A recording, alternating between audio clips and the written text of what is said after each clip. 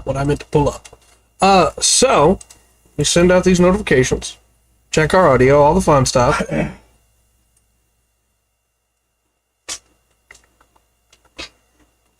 Come on, show me the stream. Show me the stream. Okay. I think we sound all right. Excellent. Waiting for the delay. Just to say. I'm so sorry. Coughing. Okay. Good. I can hear you. I'll turn these off because they're dying. I don't want them to vibrate on my Hurt me. So, yes, pre-show topic. Call of Duty Black Ops 6 has been announced. Sure it has. And it has led to a surprisingly interesting discussion in a lot of ways about how long a series should go. Because obviously, you know, that we have things like Final Fantasy. All the Final Fantasy fans went, I don't know. A while. It's been going for a long time. But when it comes to numbers, not the book, a lot of people seem to be of the opinion that, you know, 7 is too much for most series. And okay. 6 is pretty high already. And they don't necessarily think that we need to go that high, right? Yeah. I think I'm in the wrong spot from where you are. Well, I don't think you can do that. Right. Okay, because there are many series, quite a few that we've watched here lately, that went on way too long. What's up, Remus? How's it going, Remus? Way too long. 7. However, there too many episodes, right? Yeah, That's absolutely. not a series. Absolutely. But, you know, this too many episodes. That seed did not need to be 50 episodes. Yeah, went way too long. Now, they canceled the 3rd season of Sense 8. Yeah. Had to cram that into a 2-hour movie. Was it the Wachowski siblings? I think they wrapped it up great. Yeah, I agree. For what they were given. That could have went on 2 more seasons. Yep, 100%. I would have watched it too. Granted, that would have only been 4 seasons, but still, too short. True Blood. Yeah. After season 4 is terrible. Yeah, it gets well. But I don't think you can put an exact number on it. I agree, and I think it differs too with like Final Fantasy, for instance. Each of those games are very different from each other. That's true. That's kind of a different thing. That's the only thing the same is, you know, it's basically the battle system. Yeah, and even those can vary quite differently. Themes, I guess, are the same, but otherwise, like, yeah, they're very different. Well, the battle system, I'd argue it's unless I'm not counting the MMO, I guess. Right. So that I am 11 and 14 are kind of hamstring my own argument in this, but it's still this character does what? Now you might add stuff to that. That's changed too. 16 is full active. There is no turn-based at all. Like your button mashing, everything like that. So that's not Final Fantasy game. And 15 technically is the same way, but 15 has like your full action, but you have the item menu for using abilities and stuff like that. Yeah, I'm way behind on Final Fantasy, but I think the last one I haven't played 13-2 or 10-2. Yeah. Or anything after those, so I haven't played that. But no, if you're not running along and run into something, now you may be able to see that something on the map you can run to, or maybe you can't, and it doesn't go, you know, and the music starts, and then you tell everybody what they're going to do, and then you sit back and watch the animation, whether it's step forward, that, or it's, you know, calling very lesser gods from the sky, or throwing a beach ball, or that. Singing the boy band or whatever that way like that. Yeah. I don't know, man. That's well, and it gets even weirder too when you look at like Dragon Quest, right? Because those are the same games, basically. They don't do like Final Fantasy where they do drastically different. The stories are different, sure, but it is almost the exact same combat system. Dragon Quest 12 and Dragon Quest 1 Yeah. It is almost they add a couple new additions on it, but it is the same spells, same abilities, the same menus almost, you know? Yeah. And I love that. But there are some people that don't. And I agree with you. I don't think there's a set number you can put on it. Is 6 too many for Black Ops? Probably, because it's the same games. But we're at Call of Duty 14 now, so... Okay. I'm gonna have to pull a politician move here. Because I realize it's off topic. We're still technically in the pre-show. Yeah, technically, yeah. On that. So do you know what the okay. So a politician was asked to define pornography, and he couldn't. He said, I really can't, but I know it when I see it. Okay. Like that? Yeah. I think that's kind of like this. Yeah, I think so. That's the answer to this question. I think so. It's like... I can't put a number on it, but when I see this Call of Duty being played... Yeah. Yeah. They've definitely gone past it. Right. You know, so I don't know. Yeah, that's fair. That's fair. Well, now that we brought that up, we should probably start the show. Yeah, I'll probably gotta do that. Where are you? I'm in some kind of building. Which mead hall is that? Is that Ozerly? It is Ozerly. I knew it. I've spent enough time at all these mead halls that I can kind of tell them apart. They've been running around here lately, right? They're very similar, but there are little differences. Right. But get to know the locals. Yeah, a little too much in some places. Right. That's not that kind of game. Wait. No, it's actually like there's some really good sub stories in all here. I like a lot of the storytelling in these. Good writing. You know, we probably should get out of the pre-show. Yeah, probably. I'm gonna go look at this guy. Hello and welcome to another exciting episode of MMO Mondays with a full spectrum. We're still playing Lotro. We're having a great time with it. It's wonderful. It's amazing. Yeah. I'm Trey. I'm wrong. Nice to meet you. I'm trying to find you. Oh, there you are. No, that's somebody else. Did somebody else play the game? They've got a different bloggy than I do. There's two different... Wow, that's two players right off the bat. Nice. Wonderful. What's going on? Where are you here? I just came to meet how... Hold on. Go here. I see Juventor Song Warriors. Oh, I see you. Hello. I have my cat. So, remember how we got those 3 Black Lion... Not Black Lion, that's Guild Wars. Those black chess keys?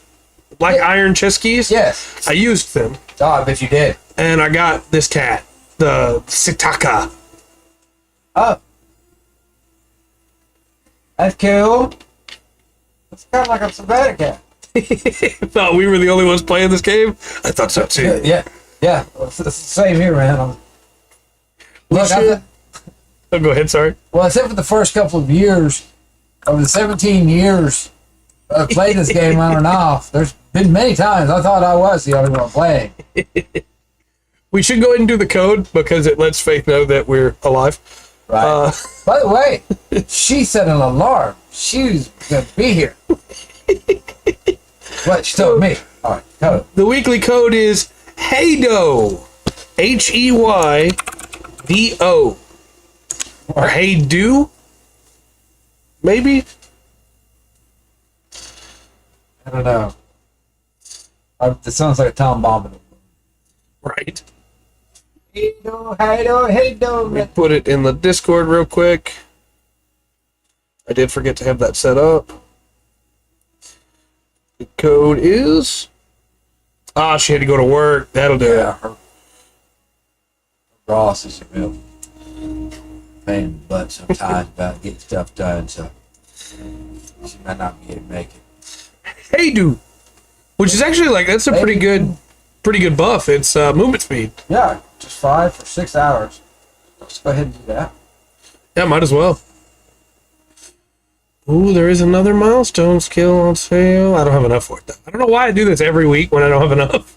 Well, I mean, that is because the way Lotro points work for me is I end up playing this game, like we'll be going on Mondays, playing through. I would hope to go through. I play through run every once in a while. Saturday nights, Faith and I play usually for a few hours running around. And so I'll look up one day. Right now I'm looking, I've got 160. I'm like, I ain't got nice. It's nice. I built some. Yeah. I got some. There's probably something on sale I may be able to get. Right. But I'll close this, and then here, before I realize it, I'll have a few hundred. Yeah. It adds up a lot quicker than you would think. I used to think that, and I can talk about Guild Wars for a little bit in a minute, because I've been working on the Guild Wars expansion story. Trying to finish that expansion for the sake of a review. Okay. And the newest one that just finished. And I thought for a long time Guild Wars was better in the way that it handled this, because in Guild Wars you can just trade gold for gems to be able to use on the store. Okay. I don't feel that way anymore, because my gold farming has ground. Oh, there was the person with the other boggy. My gold farming has ground to an almost complete halt, because I'm not giving the game hundreds of hours of my time now. Yeah. And so in Lotro, I don't have to. I can casually earn Lotro points.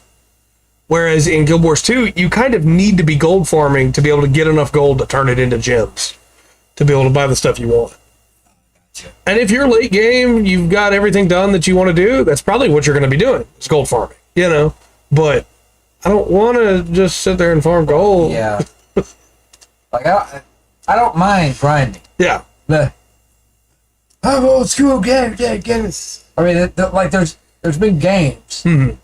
If you've played, you come across a game that's required, right? You come across one that's probably horrible and not worth it. Yep. Then you Dragon come Quest across 2. one where you. Oh, yes, that's fair. Then you come across one where you do better to grind and stuff. Yeah. Like Final Fantasy IV, the first time I played through it, I put in a grind to find my son, because that was the story. I got to get to my son. Fallout 4. I did. Fallout 4, yeah. Fallout 4. What did I say? Final Fantasy 4. Sorry. I was like, whoa! No, Fallout that's Fallout the 4, after years. right? Fallout 4, my bad. Grinding for my son. Yeah, 100%. Only after finishing the story to just get in a power suit and walk out in the ocean, and that's when my character died. Yeah. Yeah. You understand what my character did. And it wasn't out of I can't believe I've lost all these years from my son. Like, I can't believe I put in all this work for that. Yeah. For this reward. To that. But in Minecraft. You did get to watch, which I'm glad, because I got to see it. I talked about it. You did get to watch this show. Yeah, Fallout TV. Do we want to start up a skirmish while we talk about this? Possibly so. Or do you want to run around questing while we talk about this? No, let's do, I'll tell you what, we're on question. I got, because I have a lot to say about the Fallout TV show. Okay. And I'll try to be spoilers light, for the sake of anybody that hasn't seen it. There's something called Servants of Saruman that kills 6 mounted half. Okay. Near Osterley? Yeah. Should be able to. Yes. Okay. Lead the way, sir. I will right-click follow. Okay. So, first thing I want to mention about the show is I think the sets are incredible. Sets? Yes. There were multiple times watching the show where I forgot that they were on a set, right? And whenever that happens in a show, I know they're doing a great job. Because it's so easy for me, I edit a lot of stuff. Yeah. Edit a lot of footage. It's so easy for me to find the seams where stuff is edited, and go, well, yeah, obviously this was shot around the side of a border. The first show that I saw that didn't have that problem was Mandalorian, because they used the gigantic projection. So there was no shooting around borders, Yeah. There was no, hey, this is where this wall ends. We can't show the backside of this wall of the set because it's just boards. Right. So we got to cut around it, Didn't have that problem with Fallout ever. There was never a moment where I was taken out of the shot because I was like, oh, I see what they're doing here. You know, even the dolly shots were done smooth. It was clean. It was great. The only thing I noticed like that to the show, there was a couple shots. There's one shot of it's not that, but right. There's one shot of the power armor standing there. Yeah, and I'm almost positive that one's CGI. Yeah, I think so. And there's a lot where it's practical, but that was the only one where it could have kind of stood out. And I think there was maybe twice that I can recall while watching it through watching it through. Yeah, that was like, hey, that looks a little bit.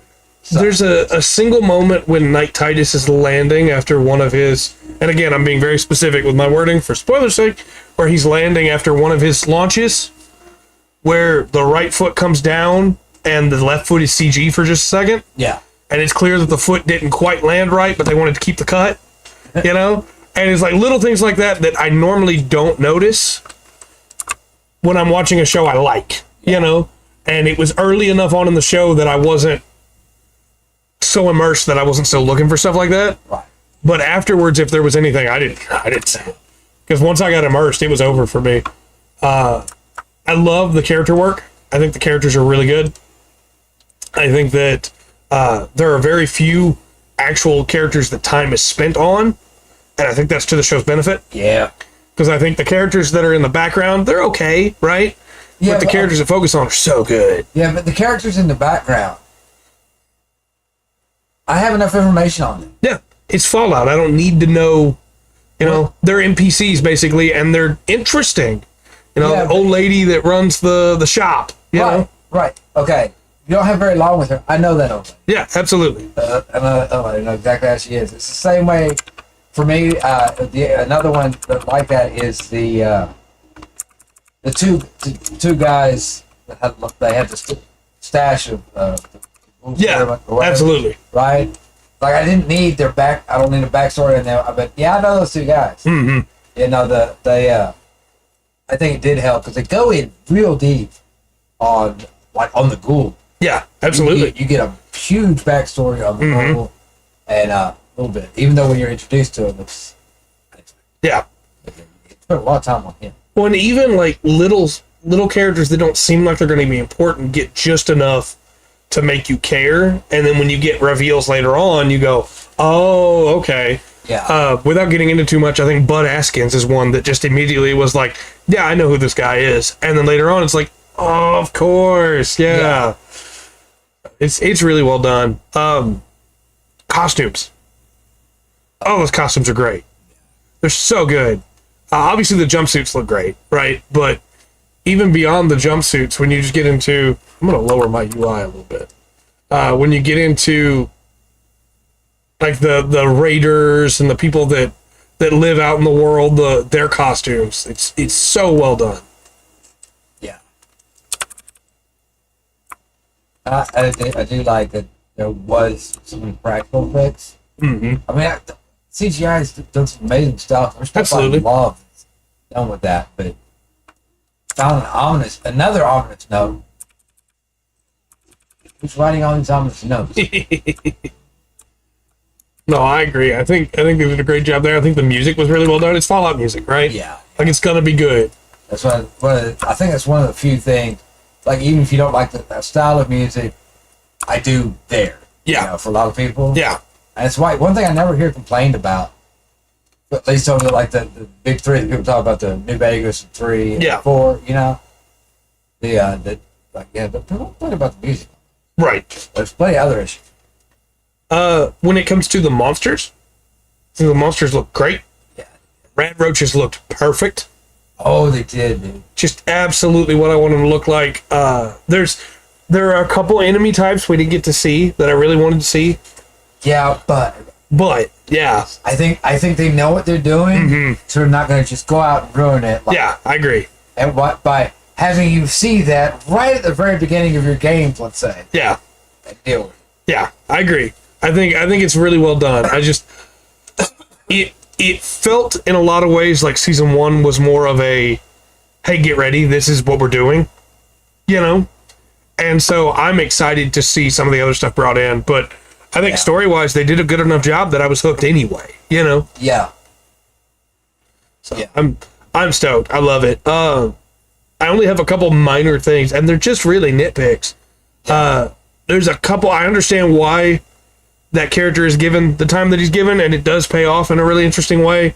But there is just a dude that is a doctor out in the waste that I feel like a couple of his scenes go a little too long. When he's, again, I'm trying not to spoil too much, but he's the doctor that helps out a certain squire. Gotcha. And just every once in a while he shows up, and it's just like we got to focus on him for a minute. There's a really good scene where two characters walk by him that have a problem that he's claiming he can solve, and they ignore him. And he's like in the background, and it cuts away, and it's great. Yeah. And there's a couple scenes where he shows up, and he just has a couple too many shots of him running towards something. Okay. Where I'm like, okay, you know, this is getting a little egregious, but it wasn't bad enough. I'm nitpicking, right? It wasn't bad enough that I was like, oh, well, I can't watch this.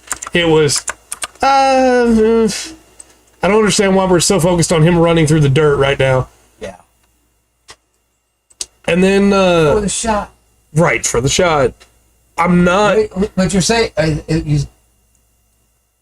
one of those was so a desert scene? Yeah. And that's kind of interesting because the guy that plays the Imposter Knight, Maxim, that's a thing where he was talking about there were some scenes that were shooting out there, and I think they got cut short. So I'm wondering if that didn't get extended out to cover that. It could have. It could have. You know. No excuses. Get your job done. Right. That went on too long. Yeah. But, and it wasn't to the point where like I was timing it like I did with Gundam Seed's intros for the flashbacks, you know? Flashbacks, yeah. But it was just enough where I noticed it and was like, man, okay. We're doing this, huh? I know this guy is okay. But, no, for the most part, I really loved it. I think the first episode is maybe the best paced of all of them, which is weird because they're all well paced.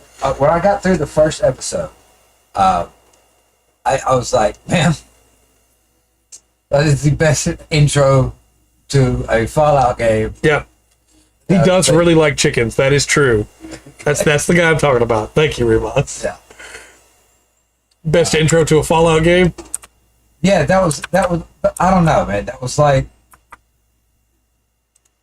your ball gets rated by raters, basically. Mm-hmm. Now, look, the twist on it, the way they did it. Yeah. Even because after a minute, it becomes like, oh, of course. Yeah. It's Vault-Tec, so. I just want to throw out a quick call out to my boy Chet, who deserved better than the way that the show treated him. That's all I'll say. Poor Chet. On the one hand, I understand why, because they start off strong with the incest vibes. But afterwards, like, man, he didn't have to treat him like that. Yeah. No, solid. And I'm trying not to get. I don't think it's just the fact that everything else, so much has been crap. Yeah. Lately, but no, I don't think it is either, but that does help, right? Right. Better, but I thought it was very well cast. Yeah, I agree. The casting was great on it. Walter Goggins is cool. Mm-hmm. It's cool because you don't need to know Fallout to play the Ghoul, right? Because that is. The Ghoul goes from Roy Rogers to Pale Rider. Yep, 100%. Like, you play that, and of course, that guy, right? Westerns, yeah, he feels that he's good at it. Yeah, I think that was like a perfect guy. Mm-hmm. He put that in, but very well cast. Yeah, I agree on that. And the writing, we were talking, just as an example, because you watch something for the first time, and there's stuff you miss. Until it's kind of pointed out to you after. Yep. Nobody's going to catch everything, right? I had something pointed out to me, and we're going to avoid spoilers.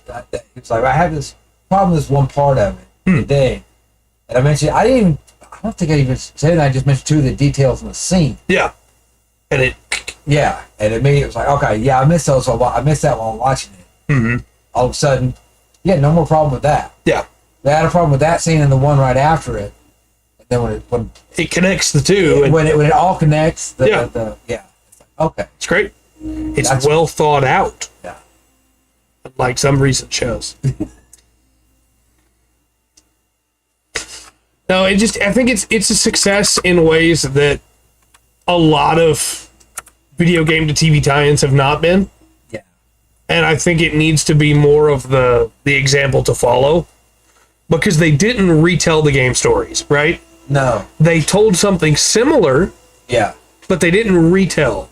And I think too often they get caught up in trying to retell the stories instead of just trying to, carry it forward. I need to make it mine. Yeah. The Prince of Persia movies do that, right? I don't need to see the story of Prince of Persia told in these movies. I want to see the world of Prince of Persia. Yeah. Because if you're not going to tell it like the game tells it, it's not that Prince of Persia already. Right. And if they made like a God of War TV series, they're going to have Kratos' story. Yeah. But if they don't do it like the games, then why did you do it in the first place? I don't know, man. Like I said, I think when I talked about it before, when I reviewed what's on here. Wait, you right here. Stop. Okay. Yeah.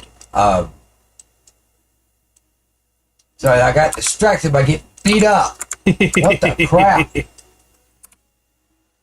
Forgot what I was saying. Went from my mind. We need goblin skirmishers for you. That's what we need. It's alright, good show. Mm-hmm. Definitely worth a watch, in my opinion. Oh, yeah, I remember what I was saying. One more thing about it, because you noticed it too, talking about it. So the aesthetic of that show is Fallout 4. Yeah, absolutely. But there is so many, and like I was confused and surprised by how many like new Vegas references. Yeah. I knew there was going to be. I was hoping for something to do with 3, and there's even some stuff that references back before that. But they really did. There's a lot of stuff like who wrote that. I think that's their. They came up and spent a lot of time with that game. Yeah, I think so. That was fun. But that was the thing they had. They very carefully covered like the whole thing. They told an original story. They did. The world is a world. The aesthetic, palette, everything is Fallout 4. But they also knew who the fans were. Yeah. Absolutely. I think, in the very least, somebody out there got on Reddit. Yeah. Spent a little bit of time on the Fallout Reddit. Yeah.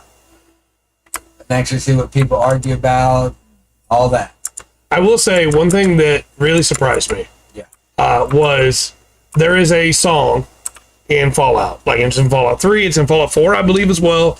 And I'm pretty sure it's in New Vegas. It's like the most well-played song or most replayed song on YouTube for Fallout, right? From the soundtracks. And it's the I Don't Want to Set the World on Fire, They saved that for the perfect moment. They didn't burn it immediately. No. They saved it for the perfect moment. And when it plays, you just go, yeah, of course. Yeah. I just think the writers knew not only on with the IP, but they knew what they were doing with, hey, this is how many episodes you have. Yeah. This is how long they're going to run. Yeah. Summershine, you have to tell your story. Mm-hmm. And the writer would be able to go, yeah, okay. I think, too, that's what kind of makes it stand out, right? It's because anybody else, not anybody, but a lot of other showrunners would have been like, oh, that's the song people love. We got to play it on episode 1.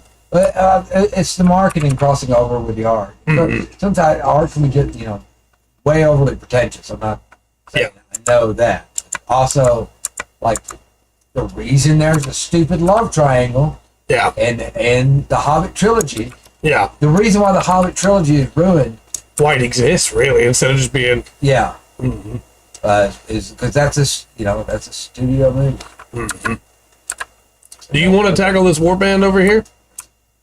Oh, you got one on your mini map? Yeah.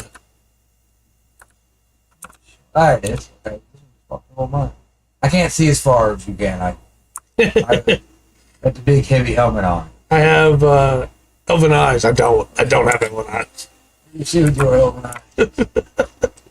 I see a racist territory. No, it's very well done, and I hope we get more in that vein, right? That's what I want for. It's that meme of God, I see what you did for them, and I want that for me. Right. For Warhammer, right? Yeah.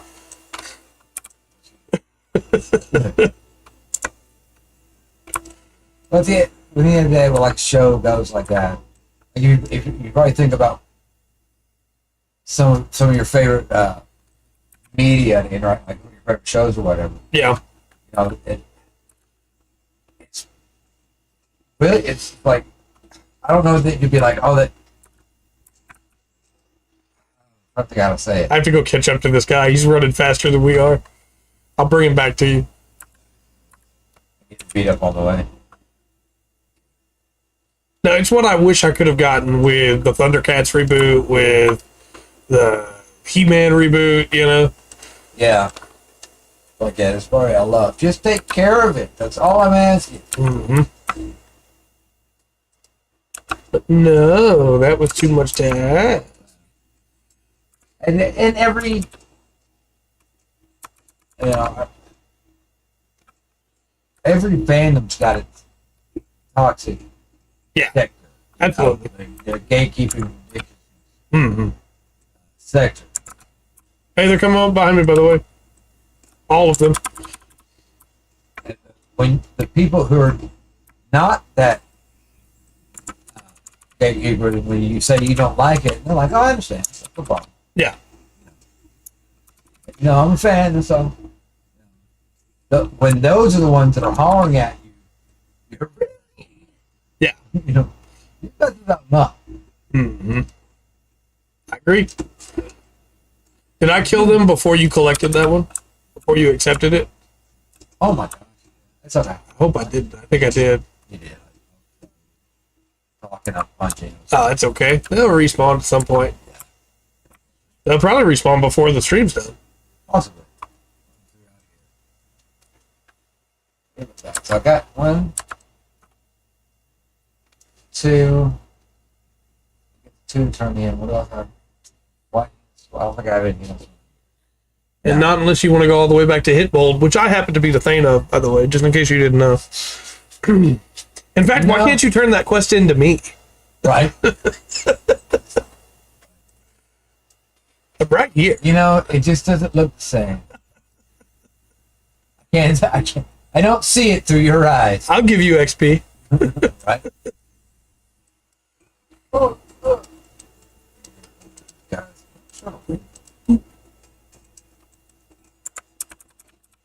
Half Hulk Rider. Get him, Whiskey. Okay. Whiskey, get him. There we go. Also the Bullet Whiskey, might as well kill him too. We're gonna get some leathers. No, it's kind of funny because, you know, I came off of how good Fallout is, and then I started trying to do the story for Guild Wars.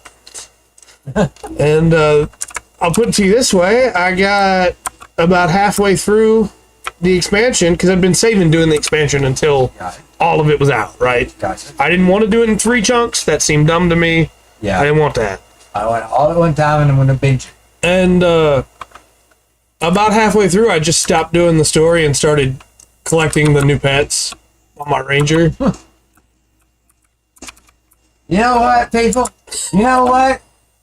I don't care. So I don't care. I really like the older expansion stories in Guild Wars, so I was looking for something of that quality, right? Yeah. But imagine we got a new expansion for Lotro, and you started it, and they didn't really explain a lot of what's going on, and they introduce you to where you're fighting demons. Okay? And the demons you're fighting are all like weird and twisted and stuff. But then you also get introduced to a group, I guess, light spoilers for the early parts of the expansion. You get introduced to these, he did tell me about that mod, yes, for Fallout 4. You get introduced to these good demons, and well, they all happen to be humanoid. And, you know, the leader of these good demons, well, she's drawn to be very sexy, right? Yeah. And she wants to fight back against the bad demons. And so then you start going around in their version of hell, basically. Yeah. Finding these demons that are so basically, weak. I like all of a sudden they like you take a tunnel behind underneath Minas Tirith and you're in, you know, Yeah. Tristram. Yeah. Diablo. Kind of. Yeah, okay. And the weird thing is, like, Guild Wars 1 had demons in it too, you know? Dodge the trap. If you'd done it in chunks, you would have played the next one over there. Yeah, that's a good point. That's a very good point, actually, Remus. Yeah. The first game had demons in it too, and they were all bad. They were all bad guys, you know? But anyway, I'm trying to be very light with spoilers. I'm going to spoil one very small thing for you. If you've played through Secrets of the Obscure, it's not going to be a spoiler for you, because they pulled this trick a couple times.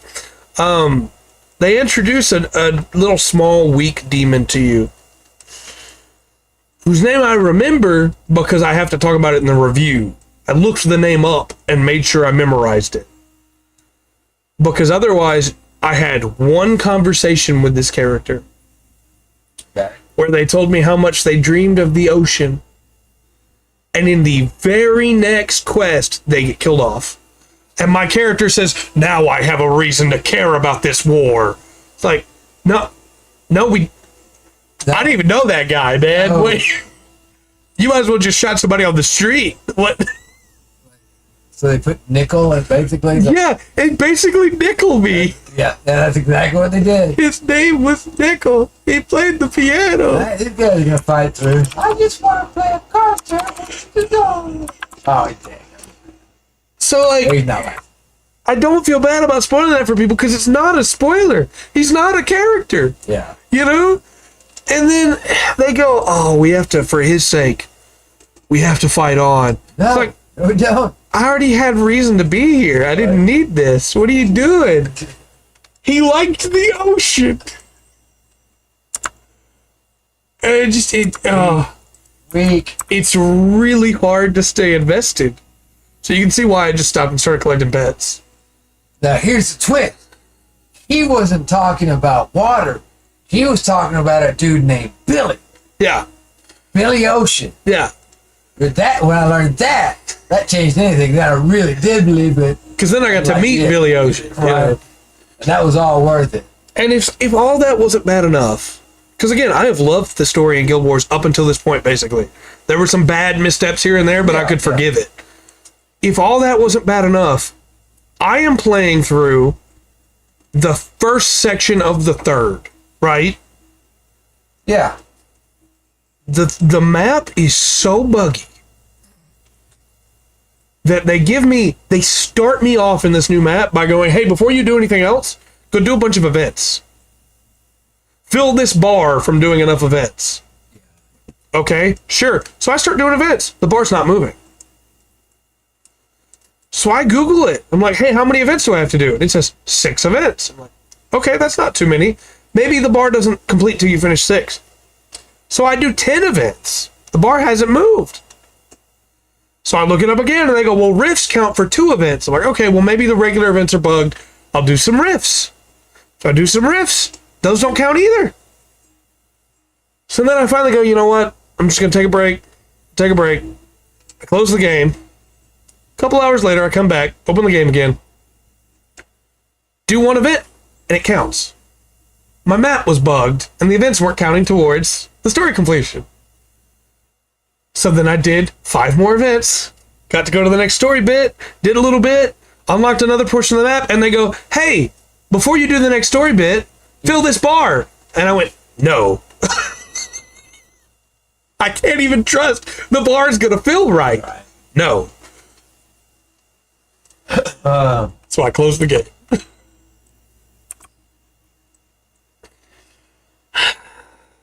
The guy's running off to get some help. I'm waiting for him to come back. Come on. Swing around. No, thank you. I'll take care of that. I'll take care of that real quick. We got a second.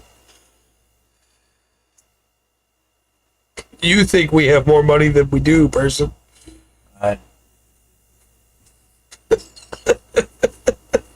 Who has money?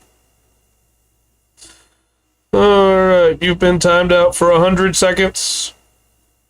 If you come back from there, it'll be a lot longer, as in forever. I don't mind if you stick around to watch, but you're probably a bot, so yeah. Just tip. That's a stupid marketing thing. Yeah. Hey, do you want me to buy some bots for you? You do that on a public platform where it's illegal on the platform. Why would I ever say yes to you anyway? But first off, why would I say yes here? Right. Oh, you seem genuine. I think it's the sorry for bothering you that puts the cherry on top of the cake, right? I guess strawberry, not a cherry. Yeah. Look, it's been a long day. On top of it. Cherry on top. It's been a long day, man. Into fire.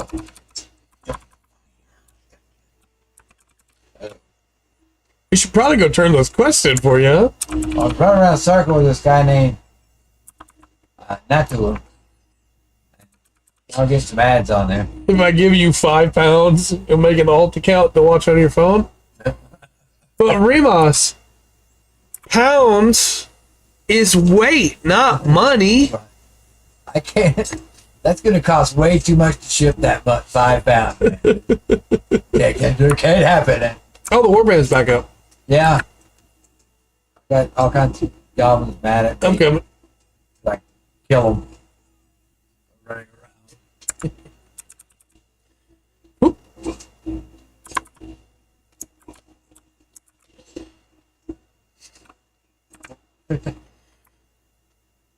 I did see a really funny post on the Warhammer subreddit that was like, this isn't fair. I'm paying $60 for a box of these models, and the people in the UK are paying $22. But why does their dollar sign look so funny? It's got to be a troll. I really hope so. Please tell me it's just not a troll. Like I said, I did have some Helldivers news. That's Helldivers news. They added a new mech. It's apparently really bad. Right. I haven't got to use it yet, but I've heard tell it's not wonderful.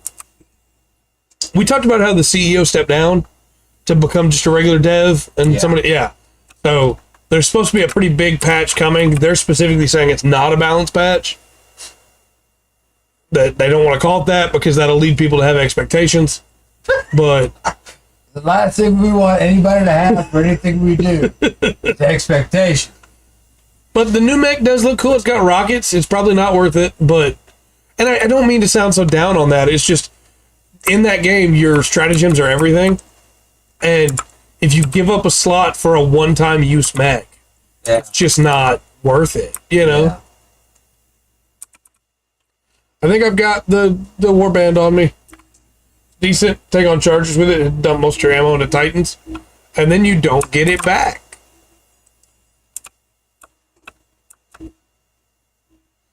Alright. So it's alright. Like, in my opinion, if you're going to give me a mech, let it feel like a mech, you know? Oh boy, they're hitting really hard. What I'm saying is just give me Steel Haze from Armor Core 6 and Helldivers. And then it can be a one-time use cooldown. Absolutely. Let me only use Steel Haze once a day. I don't care. Make it take up all 4 of my stratagem slots. I don't care.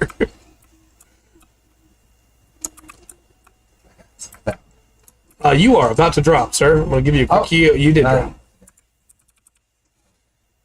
I just revived. Okay. I think you're right, Remoz. It just from a gameplay perspective, it's not fun to, I can take this cool mech that I can only use once for the entire match, or I can take these eagles that rearm on their own, and I can keep throwing them throughout the course of the match. It's just not... It's not even the same question in my mind, you know?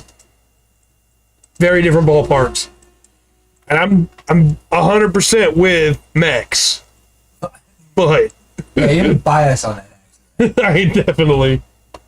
2 mechs per mission with a 10-minute cooldown. See, now that's not too bad.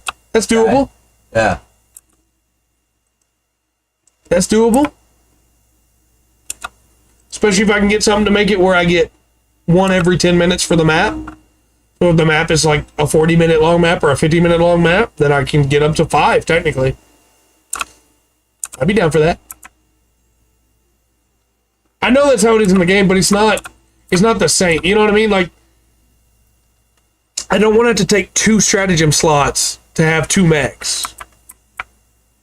Because with the other mech, maybe I'm wrong because I wasn't high enough level to unlock it, but when they let us use it for free, you only got 1 for that mech. Correct me if I'm wrong, the Remas, because I will be the first to admit, hey, I've been wrong a lot in my life. All these named people just keep riding past me. Yeah, there's they're like lieutenants, or whatever. There's several quests for Yeah. them. But yeah, it is a few that happen in the area. It's not like a town or something. Right. Rubber band. Get out of this city, Unaz.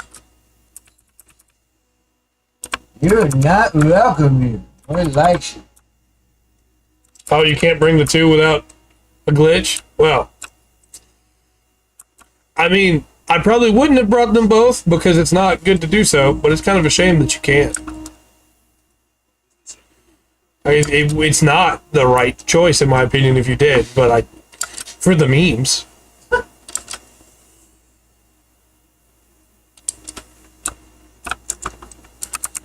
Rat blog, get out of here, man. Nobody likes you.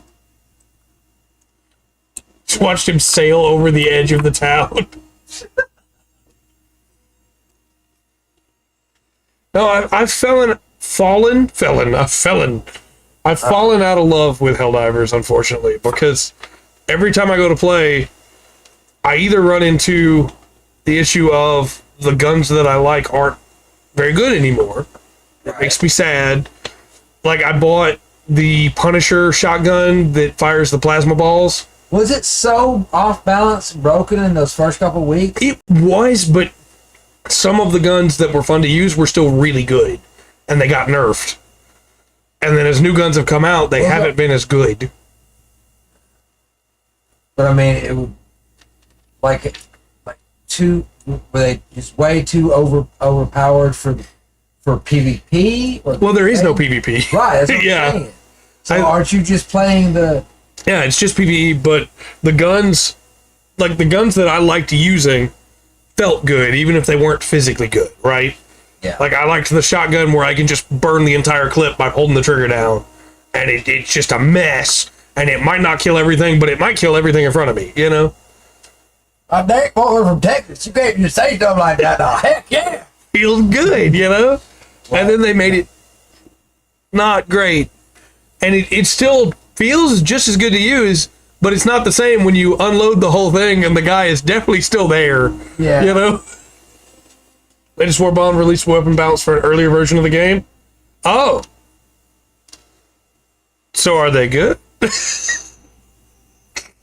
Or are they not good? Oh, I bet I get what you mean. That means the ammo counts are off, right? The ammo counts aren't right because they rebalanced ammo. So, like, the game has, for instance, I could be wrong. Yes, the ammo counts are wrong. The gun has less ammo than it should have because it's made for an older version of the game, and the newer version of the game has more ammo for some guns. Okay. So I'm assuming that's what's happening here. But the other problem I have with it is that now when I play, there still is no private mode. So I can't just play by myself. People are going to join, right? Yeah. And actually, I know. Well, we know people that like look. You put if you put a whole list of it's the greatest game of all time, and if you put that down, that hey, always online. Yeah. Can't have a problem. Yeah. I'm gonna do it.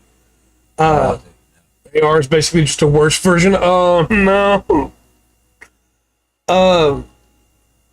Most of the people I run into online now when I try to play are very much the try hard of we're still playing this game, we gotta kill them all, do it all, and then they'll be the first ones to kick you or to just leave if something doesn't go their way. I had a guy shoot me because I picked up a sample just because he wanted the sample, even though everybody gets the samples. The game's been out for months. Everybody takes the samples home.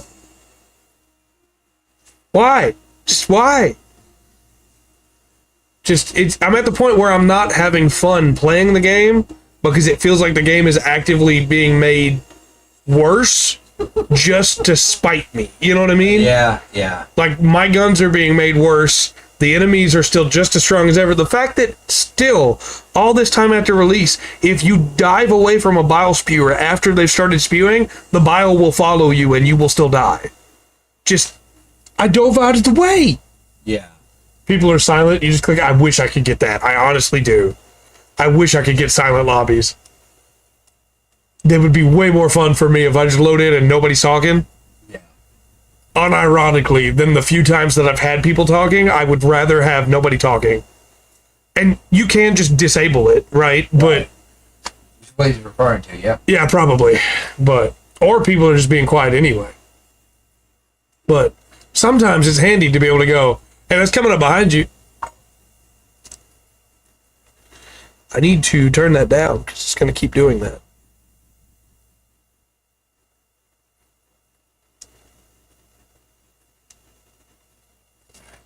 Or it happens people leave when you still have a bunch. I think the worst one is, like, that one's real bad. I think the worst one is you've done a map.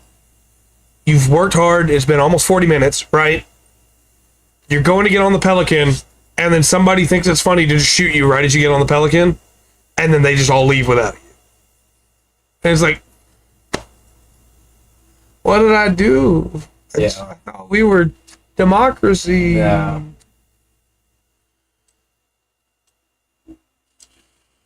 This is what happens when you come into town. Yeah. You get beat. All right? Yeah, it could be disconnections. It could. That's very true. Internet problems are still a problem. Yeah. Which they shouldn't be, but hey. Yeah. Regulation. I told you about the guy in I want to say either Sweden or Switzerland, somewhere along that latitude. Yeah. In that area. But just so he used fiber optic cables. Yeah. And he's not just like, he just walk off the street and get some stuff. He knows what he's doing. Yeah. But he hooked in the internet somehow using fiber optic cables to make kind of a short thing. And at his grandma's house, the internet speed was stupid. Yeah. I mean, like downloading it at the speed he was at, I can't remember what it was, and but it was downloading that entire Library of Congress was just a few seconds. Yeah. And I think like a movie would be like 2 minutes. Yeah. That's HD and everything's ridiculously fast. Yeah. Just to show that really, especially with fiber optic, the speed of the fastest the internet can go, there is a speed stop. Yeah. For that, and it's pretty much light. Yeah. Sorry, it's not gonna get faster than that. Not much we can do. No, we're kind of optimized. We've optimized the system, but we can't go. Yeah. Yeah. No. You realize that? Of course, you got broadband, and the internet here that allows us to see this. Amazing, much better game. Yeah. But how long this is around before?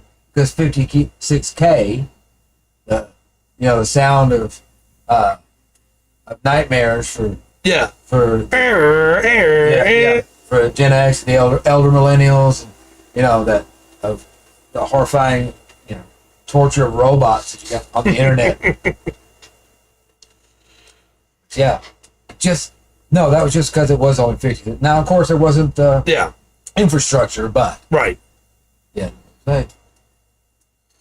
No, and one thing I definitely want to point out too with Helldivers before we get too far away from it is you're fine. Is I do have a laundry list of little issues that I've been just ignoring when the game was fun for me to play, right?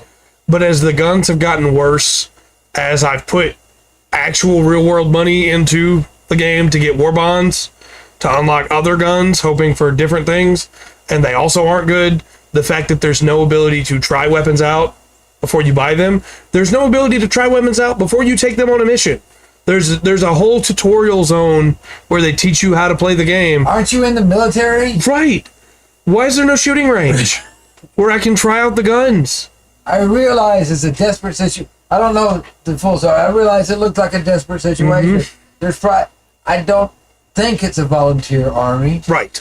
I think it's drafted, but it still requires some training. Right. A little bit. Well, and like one great example to me is I got a certain type of grenade that I was really excited for. Impact grenades. Right? Throw those, they blow. Great. They can't blow up bug holes where the bugs spawn from, even though every other grenade could. So I tried, I threw them in there, thought maybe I just missed, they didn't blow them up. I did not bring a grenade launcher, I did not bring an autocannon, I did not bring a mech to walk on the bug holes, I did not bring anything else. So my only option is to use my eagles. Like when they're all this whole discussion, that's what's going to get us. Bug hole.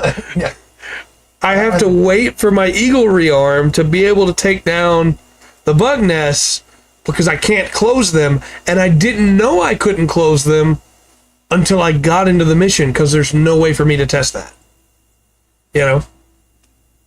Apparently you don't know what you're talking about. I threw 9 of them in there. Was it just bugged? Oh, that's even better. That's even better. I stopped using them completely after I put all the metals in to get them because they couldn't blow them up. I was playing with my wife, and she was like, I'm real surprised that I can't blow them up. And I was like, yeah, me too. It doesn't make any sense to me. And then she blew them up no problem with her regular grenades. I was like, all right. Because we even called in a resupply, and I tried again.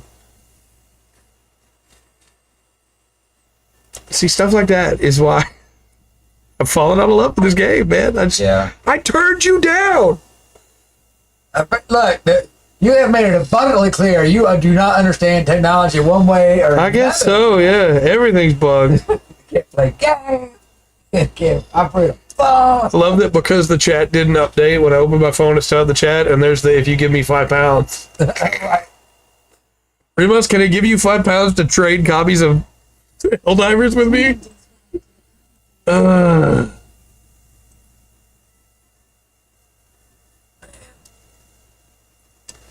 It just like I'm so torn because on the other hand, EDF 6 is coming out this year, and I'm like, man, I could just kill bugs there.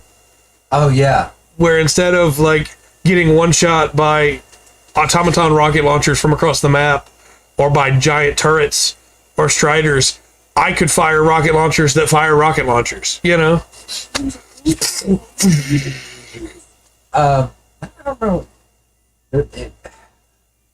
There's 6 of them? No. There's six EDFs? Or are there more? There's more than that. They've had some offshoots. They've had like multiple versions of some of them. I remember I could really only lay claim to playing one. Yeah. Go through that out. I do believe it was on the Xbox 360. Remus, is that no for no rocket launcher that fires rocket launchers? We'll play EDF5, but gifted it to a friend as well and don't want to play without him? That's fair. That's fair. I'm supposed to travel somewhere? Ooh. It's probably not going to let you with me here, right? Oh, I'm Oh. Nice. bring them back. It did not let me come with you though. So no to the account. Okay, yeah, that's fair. To trade in Helldivers. Oh.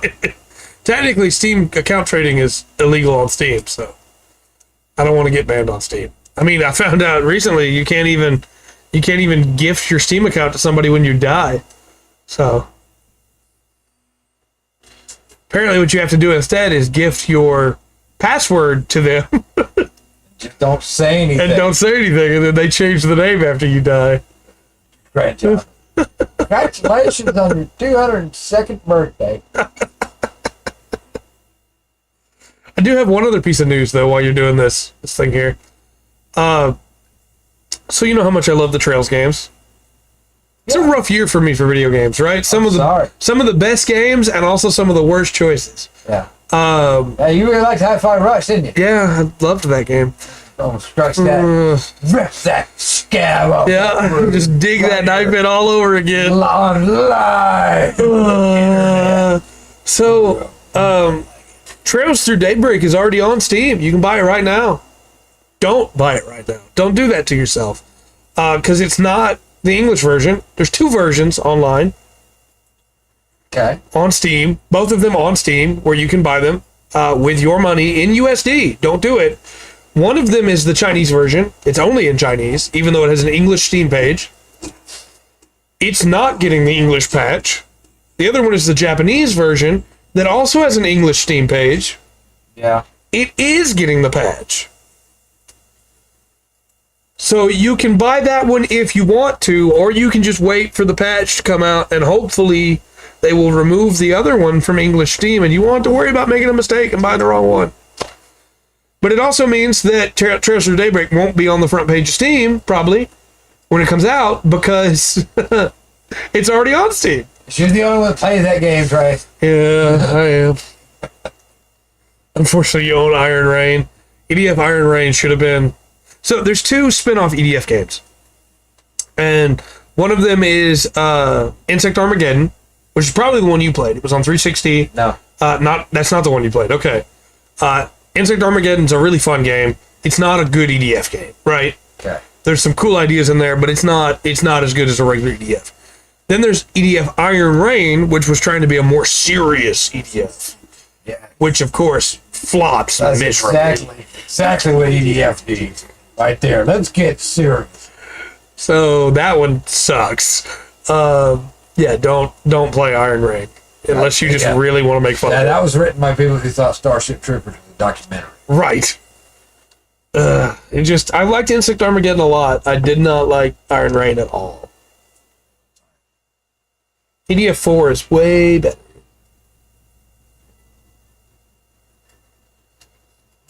The lady's gratitude. You killed the brigands that tried to come in and kill her. That was the knife. I guess you already know that, though. Yeah. I'm pretty hip to all that's going on in Rohan right now. Happen to be a thing, you know.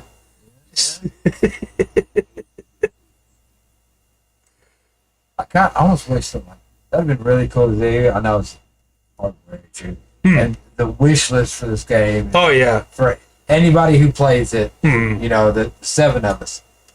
But I've seen other people running. Yeah, so there must be a few more. Yeah. But no, I'm sure there's a wish list like that they could,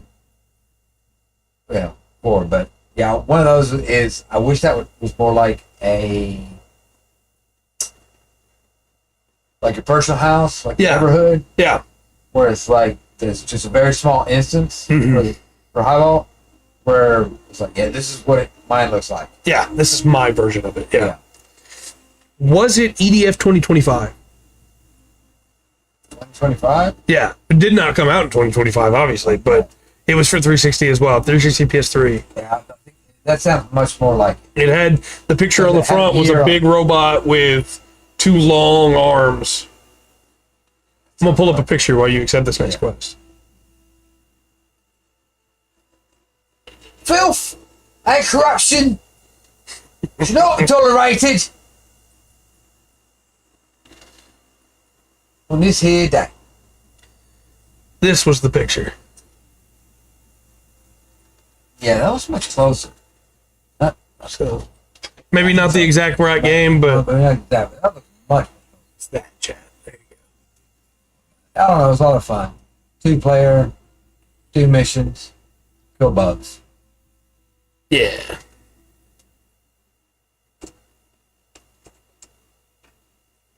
There was another one. Earth Defense Force. Was it? It might have been this one. It might have been 2017. Maybe. I think the other one was familiar, though. Yeah, you think it was 2025? Yeah. 2025 is a weird one because it got a re-release on PlayStation. They're fake people. The government needs people to think other people play Lotro because of reasons. 2025 got re-released on PlayStation as EDF 4.1. It's very strange. You know what? I might. I think I have that. I think I had the one I played. Yeah. In there, yeah. I forget. There's a stack. Three. Actually, there's stacks. Quite a few system games. But we don't have the system for necessarily to buy. Yeah. Eldnoth. I can't do anything to help you here because I'm on my warhorse. Apparently, warhorse abilities don't work in this little camp. Right. That's why he was hiding out here. He's in Rohan. Perfect spot. Yep. I'm safe here. So you should have crows and slugs too, right? Yeah.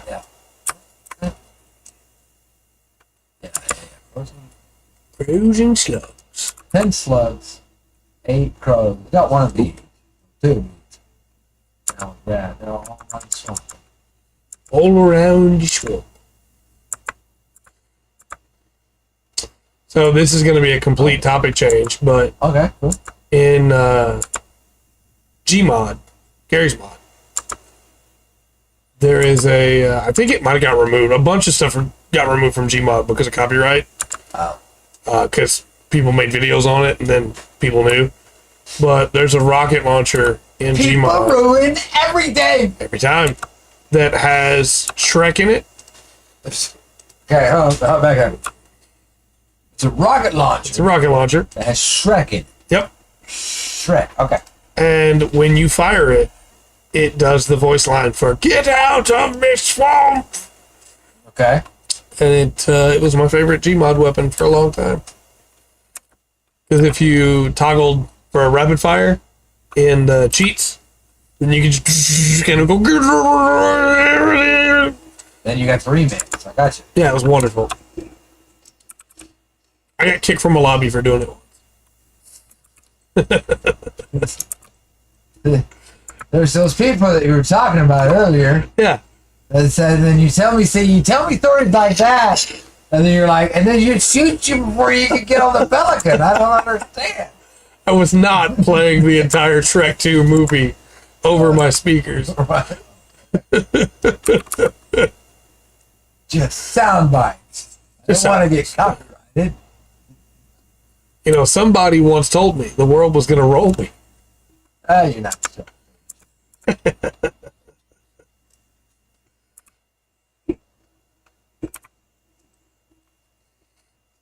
Man, what a weird, like, do you think if those movies had come out just 10 years earlier, like the first movie, that Shrek would be as popular as it is right now? Because Shrek is, like, in the collective consciousness of the human race now. No. It was like the perfect timing.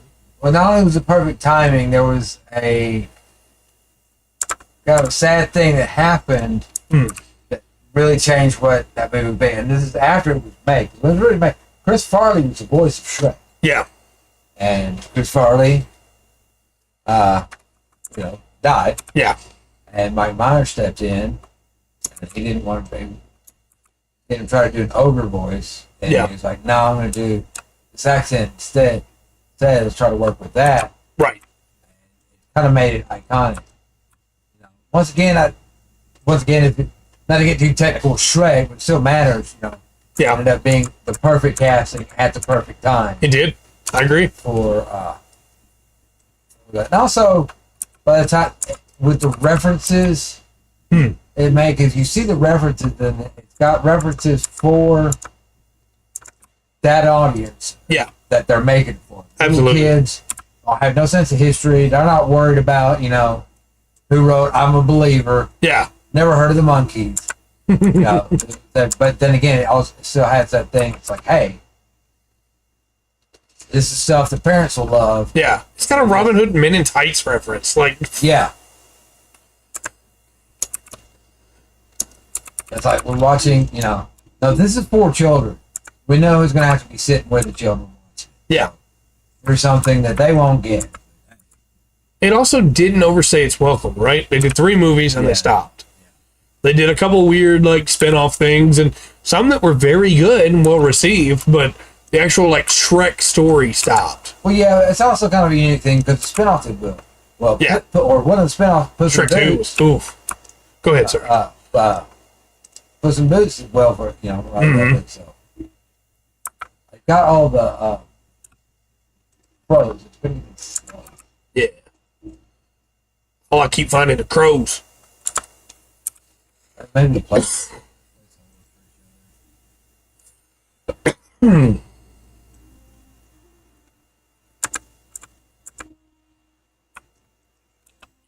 it's just it's funny sometimes when I see that there are memes that don't work in other places of the world, right? There are memes that work in some places and that just fall flat in others. Shrek works everywhere. Shrek is ubiquitous. No. But yeah. Also, I do believe, isn't that one of the movies where small scenes were different depending on where you watched it? Yeah. Like they did with the when they introduced Captain America to MCU, depending where you watched it, that list is going to be different. Yeah. Which is such a stupid, smart thing to do. It is. It's very clever. I'm getting out of the swamp. Doing what Shrek would have wanted me to do. That's all. It's such a quotable movie, too. Yeah. Not the gumdrops. That won't feedback. Some of you might die. Yeah. I think that's partly why it stuck around, is how good the quotes are, right? Yeah. That is a sacrifice I'm willing to make. TDI had at least 2 different endings, depending on where you went. TDI. Total Drama Island. Ah. Look. That stupid cartoon. Yeah. I like it way much more than this. Yeah. Way too accurate. There were a few of those, though, right? Like Total Drama Island, Kim Possible, a couple cartoons that came out and had that same kind of effect almost. Yeah. They're not as well known as Shrek, right? But they're talked about and received well all across the world. Well, I think at the age for the childhood when you're gonna be watching cartoons and stuff, for a lot of I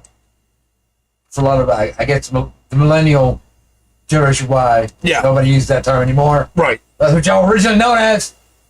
No, but the whole other thing is these are that is I don't know, a certain era, a certain point that cartoons have kind of evolved to and gotten to. Absolutely. Thing on the others that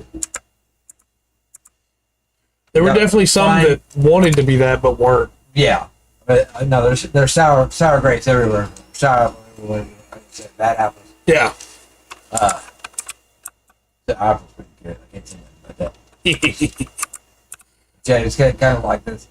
It definitely there's a defining, and especially because you brought up Kim Possible. Yeah. You got Kim Possible, Danny Phantom, Teen Titans.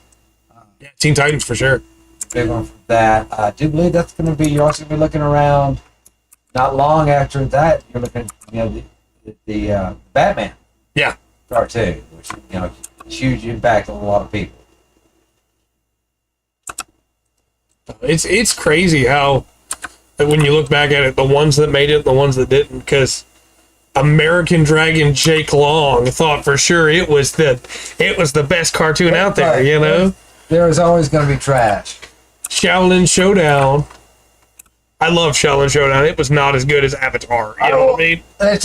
Well, don't be giving away the spoiler ending to Totodama Island. I was gonna watch that later. No, but there's even with simple for like kid stuff, you can tell when there's like quality to it.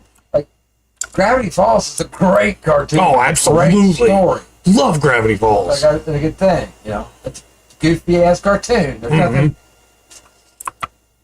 And it's really clear when they went from, hey, we're just having a good time to story. Yeah, and when they did though, all that, hey, I'm just having a good time, fit and connect. It absolutely did. I agree. You didn't go back and go, they really changed the way they're doing this. No. You know, like all that was set up for this. Now there's so much from that makes even more sense now. Yeah. That they filled it in. Bill Cipher, top 10 villains of all time. I'm not saying of cartoons. Right. I legitimately think Bill Cipher is one of the best villains ever written. Oh, yeah. Incredible villain. That's like, which I think that goes back to our original thing we're talking about with Fallout. It's just like good writing makes a difference. Yeah. And Bill Cipher is so well written. Yeah.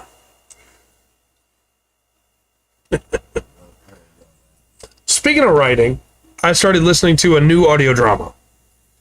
You know how like the Magnus Archives is a big thing for me. Magnus Protocol is still coming out. Well, you did your last video for that one shouldn't have dropped too long ago. No, the Magnus Protocol reviews come out every week, so there'll be another one that goes out tomorrow. Yeah, okay. I was thinking on Tuesdays. Well, the show doesn't come out till Thursdays.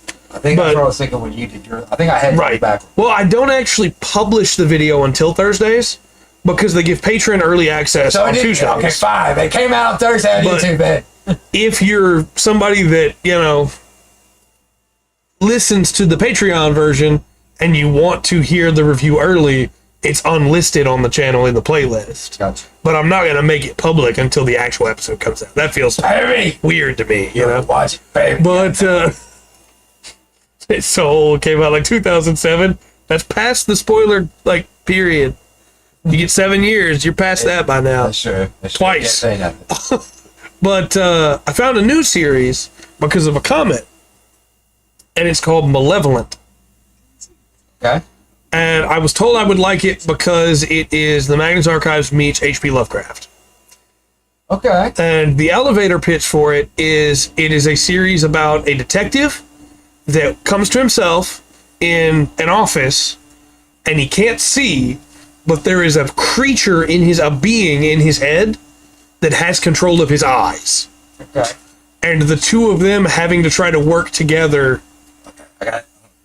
Figure some set over here. You brought something that there was something I was going to bring out and ask you about. But go ahead. Go ahead. So I'm listening to the first episode, and I'm like, man, this is pretty good. You know, I'm really enjoying this. The banter between these two is really well written. You know, the characters they've met so far have been pretty interesting. And then they make some offhand comments about how, you know, it's always easy to find a taxi in Arkham. And I'm like, oh, that's cool. And then they go, yeah, here's the name of the creature. And I won't say the name for spoilers' sake, right? But then they say, to find out more about it, we should go to Miskatonic University.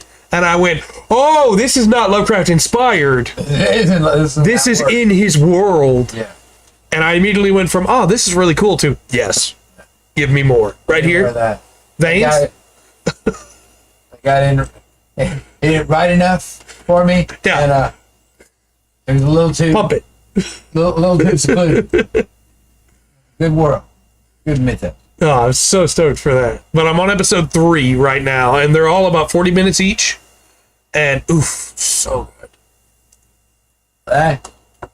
132, there you go. Keep it running, huh? So I've seen a lot of it. I haven't seen close to all. I will bring up Malevolent again in the Magnus video because I got to thank the person that told me about it.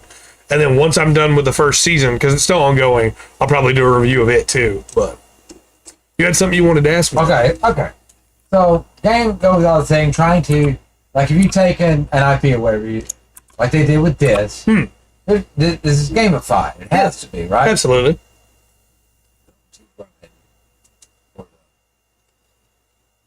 That's on the other side of That's still in the zone. I just need to swim across the river, right? I don't think that's in the zone. I have to go over there. Yeah, I think the main quest is taking you to Torsberry, isn't it? Yeah, because that's that's in Aory. Okay. Yeah, they're taking you to Torsberry. You got to bring the favor, right? I think it is. Yeah. And actually, you might level when you finish those two. I think so. I'm getting pretty close. Okay. So. How's it going, One Digits? Hey, what's going on? Not too much. How about you? So you had a question? No. Okay. So, and since like time immemorial. while playing, thinking of question stuff that we talk about on the show. Yeah, absolutely. You should go good about that. I'm usually playing Fallout 4. So one of the things about Fallout 4 is the endings for the main stories are stupid. Yeah, absolutely. It's not well written, not well done. There's other stuff I love about the game that's absolutely terrible. And there's debates about whether that that character's son's still alive, Right. Is that the character's son? And everybody's got their own theories or whatever. Right. Okay. But one of the strongest things. Chin cam, have I slid back, or is it Rungren that slid back in his chair? I probably back in the chair. Oh no, it's me. I got it too low. Okay. I was set up. No, one of the big things is like, no, spoiler for Fallout 4. The whole thing is you're a sin. You're an experiment, Right? Institute. Yeah. You're a sin. And the big thing is, well, all the arguments is no. It tells you right at the beginning of the game. You can use VATS before you get to Pit Boy. Right. And there's actually a thing. There's actually a note in the Institute about some of the advantages that Sins would have. Yeah. I want to be able to use fast without Pit Boy. Right. Reason they're more accurate than some of the other things. Anyway, goes through. That led me to thinking. I was like, people have always tried to do things with the HUD. Mm-hmm. I've never seen a game where it just starts out and goes, "Hey, we're going to replace your eye to give you we're putting this implant in your eye to give you an overlay." Basically, they tell you in game, your character in game, we're giving you an eye that's going to give you a HUD that will help you navigate the world. Right. You've got a story reason for having a HUD. I think there's two games I can think of that do something like that. Right, it's not an eye, right? But in Metroid Prime 2, when Samus puts the helmet on in a cutscene, the first actual shot of the game you get is her HUD blinking on the helmet screen. Right. Okay. And so she's like, it's narratively built into the world, right? I think there's a couple that do that. And Doom is the other one. Doom 2016. Yeah. Not Eternal. But I also think that's for Halo, right? So Halos is like that, but it's a little bit more drawn out because they have the guy with the flashlight and go, "Hey, follow the light," and then when you do it pulls up the little map thing. Yeah. And it works. It's not quite the same. But it works. I couldn't remember. I thought if you didn't see it until you got your helmet. I'm going to take this quest. I'm not doing this quest for a long time. Dude, I'll get on Rumble right now. We can go do those. You need to do the raid. Go find out where it is. Yeah. Let me know, and I'll meet you over the Rumble. That might be fun to start next week with, "Hey, let's run through this real quick." All right. Make sure you remember who you're picking it up from. Yeah. Here, Hassan. I'll get the kin leader on. Yeah. You can follow him over there. You'll have more to do this time than you did last one. Yeah. Be by yourself a 50 level and a 50 level raid by yourself. Yeah. You're not going to be able to do much. But here, I'm stronger. Yeah. Well, you have here as you're lined up to it. Mm-hmm. Yeah, more to it. You actually, I have to probably throw some heals and maybe a little bit of damage out there. Right.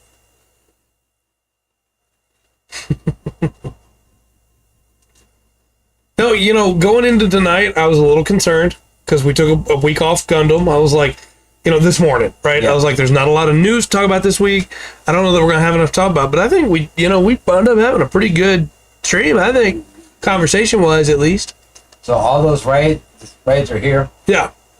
At Tordag's camp? Here, Hassan at Tordag's camp.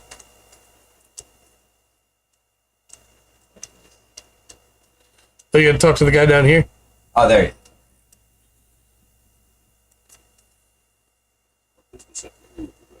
So close to a level, too. So close to a level.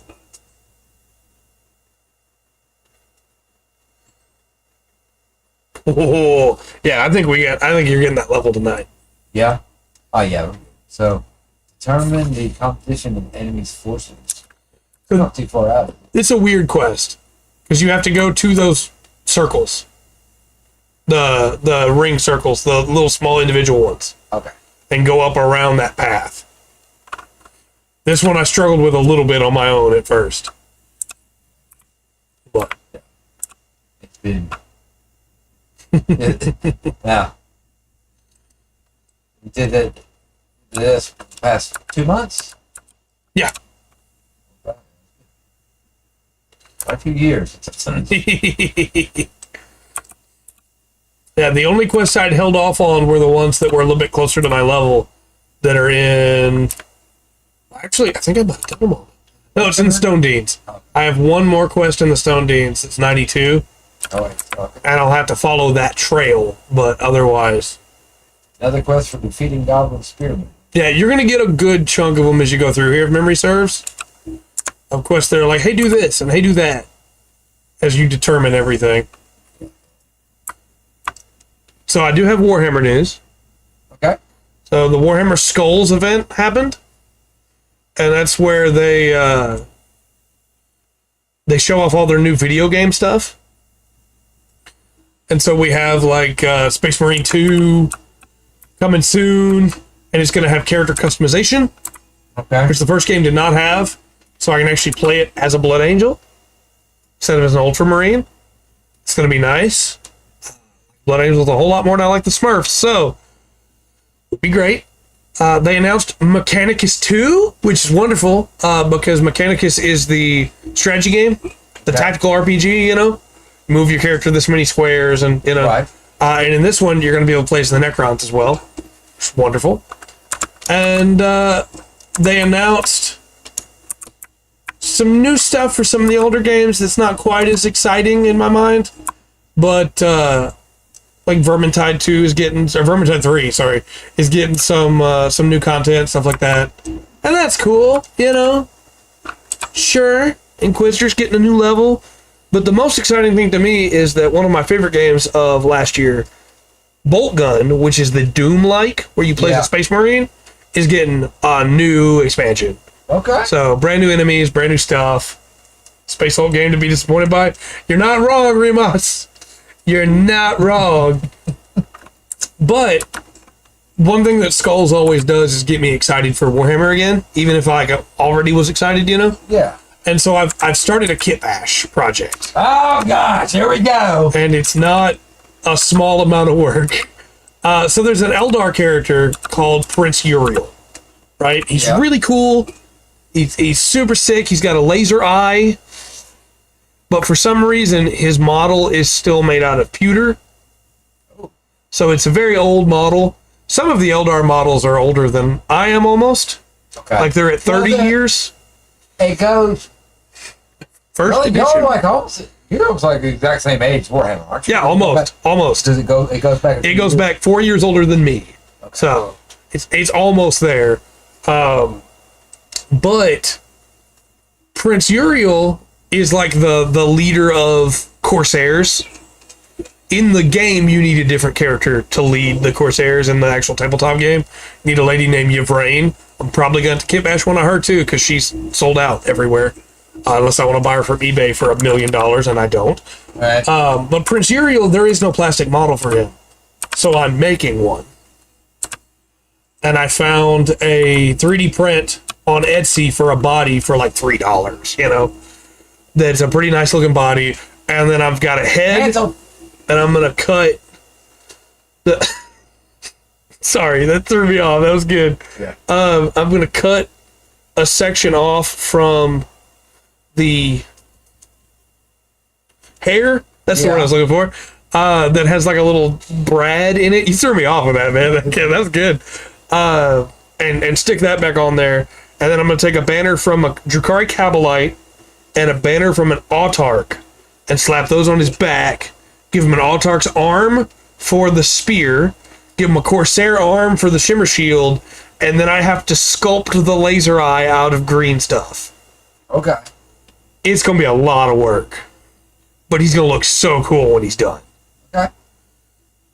Good luck to you. In the amount of time it's going to take me to do that, I probably could have just built the entire rest of my Eldar army. Yeah, that's not the point, though. But that's not the point. Yeah, I'm going to have a Uriel. Okay. Will he be accepted at tournaments? Probably not, because he's got 3D printed parts. But I don't care. So I'll probably make a video when I'm done talking about the process, because I'm excited. I got 5 more Lotro points. Now, one of my favorite games that I've played through a lot, it's the original Shogun Total War. Yeah, absolutely. And I do not, so I don't need to worry about it. Right. But it was basically your archers beat infantry. Yeah. Infantry beats cavalry. Yeah. Cavalry beats archers. Yep. So Simple. that was your basic setup. There were variations on that. Your cavalry is attacking the infantry from the back. Yeah. It's getting a bonus. Yeah. When it's real simple and made for some great complex battle. It was also the one where it was kind of to see how they fight and how things go, kind of reverse engineering the art of war into a game kind of absolutely thing. And that's why it was heavily. I don't know if that it is so much in the other ones, but in that one for sure. Like every title screen had a quote from the art of war. Yeah. But it was so simple. Yeah. You don't have to make it that complex.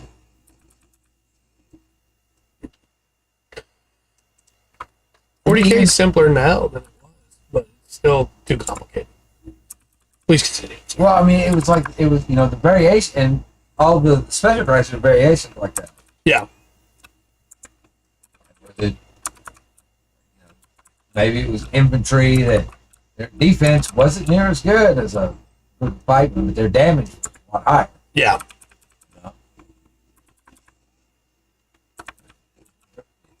Small variations of that where the bonuses made a difference.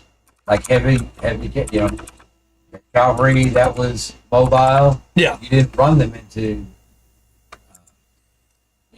into archers, circled around them and shot. Yeah. Sorry, I'm not laughing. You're doing fine. It's just you ran up and punched a deer in the face. You're right. Please continue. Yeah. My Conan moment. There were no camels. Right. But so like for a lot of games, like that simple formula, expanded on it and put the story around it, made a really solid game. Yeah.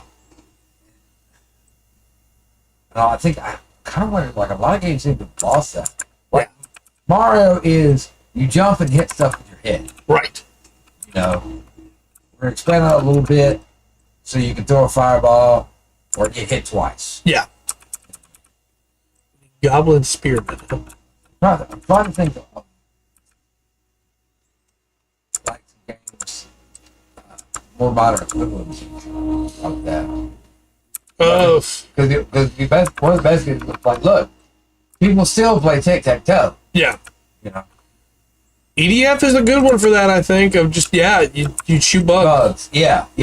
Not even Helldivers, because Helldivers gets complicated with all the stratagems and everything. Yeah, EDF, you just blow stuff up, shoot bugs. The Helldivers might be a good example to what I'm talking about, because you got the core of it there. Yeah, shoe bugs, shoe robots. Yeah, you got that, and I can tell the core of it and the aesthetics right. Like I said, just from the community that came around it. I'm sure. You know, there was people that were paid. So it took our, make our game look good. Oh, I'm sure. All that. Basically, biological bots. Yeah. I did. I think the guys were looking for a much lower south, by the way. I was not trying to cut you off there. No, it's okay. They are. Went all the way around there. These are not the orcs you're looking for. No, there are very few games nowadays that are like really simple. I think you can get some indie games that are like, that's the premise, right? Like I was playing Dorf Romantic, which is a game about building a city. And it's just tiles. They give you tiles. Some stuff lines up, some stuff doesn't. There's quests. If you complete the quests by lining up a certain amount of this thing with the tiles, you get bonus tiles. When you run out of tiles, your city's done. There's no high scores. It's just simple. Yeah. Build a city. And it's really fun to just sit back and, hey, I got 20 minutes. I'm waiting on clothes to finish drying so I can leave. Yeah. I'll play a little bit of Dwarf Romantic. Just, all right, my city's done. I'm gone. I mean, I understand that there's good games that where use an industry term, how they use it. Now, I realize that, okay, so from the industry side, one of the best things you can have, your game can have, I think they use the word, it's resonance.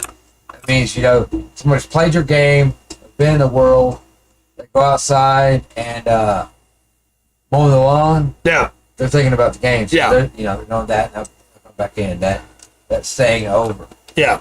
And for, I don't know, for a lot of games that makes sense, and I can understand, like, a deep, complex game for that. But then, I miss some of the... Yes, we do have phones, and I realize there's mobile games, but I do have some of those, like you're saying. Hey, I got 20 minutes to sit down. Mm-hmm. I can actually do something. Yeah. Make a difference in this world. For a little bit. Yeah, a little bit. That's what it meant. I forgot we have not yet played Puyo Puyo Tetris 2 together yet, Ramos. We gotta do that. You have that? Oh, yeah. I love Puyo Puyo Tetris. Right. The question, though, is can you defeat me, Ramos? May the best Puyo win. Something totally different. Yeah, probably. No, it's just like I got a weird way with video games where if I'm playing a video game, I want to do the best I can, right? Yeah. If I'm playing a miniatures game, I don't really care if I win or not. I just want to put cool stuff on the table. Well, I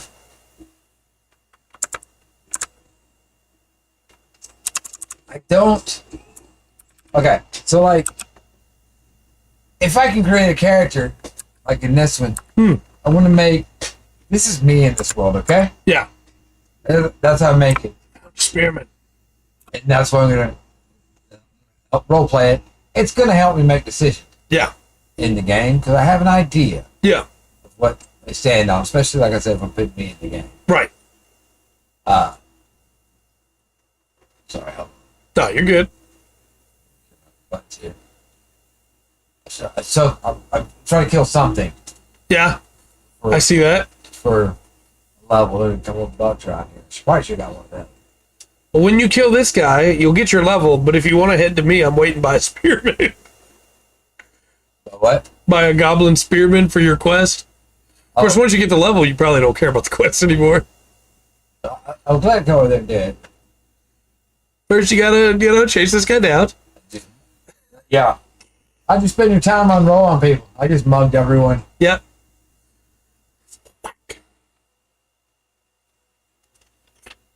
He is right though. Puyo Puyo Tetris. It's fairly simple. It's Tetris with the fact that the pieces stick together. Oh, it still wasn't enough. Oh no. Okay. How much do I need?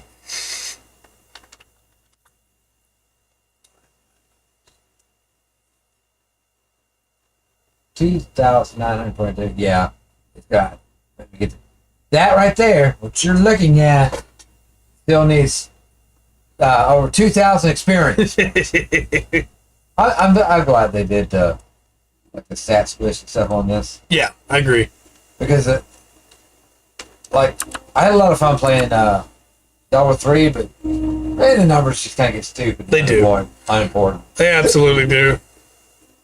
The same thing happens in Borderlands towards the end, right? It's yeah, like, where you shoot something and it's just throwing up millions of damage. Yeah. If I'm doing 20 million damage to something, it needs to die. I show up and he takes off running. He did. He was just waiting the whole time until you got here.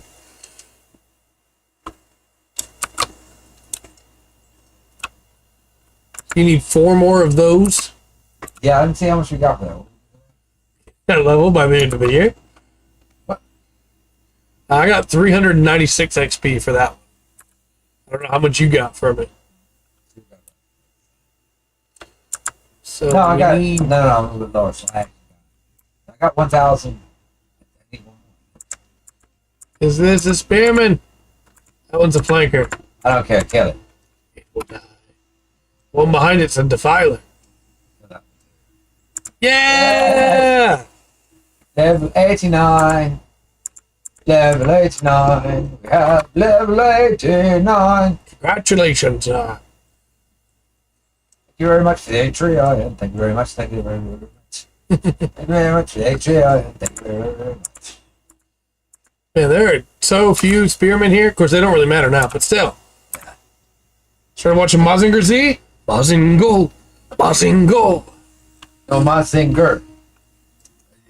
Pronounce trait. Learn to read. I do love Mazinger Z. Are you watching the original remaster or are you watching the Infinity stuff? The new like, redone movies? Or the new redone series? The reboot? Why did I come in here? There's no spearmen in here. There's just bad guys. I want some spearmint. If you bring gum? I did not. If I'd have brought gum, I'd have pulled it out hours ago. Original series. Nice.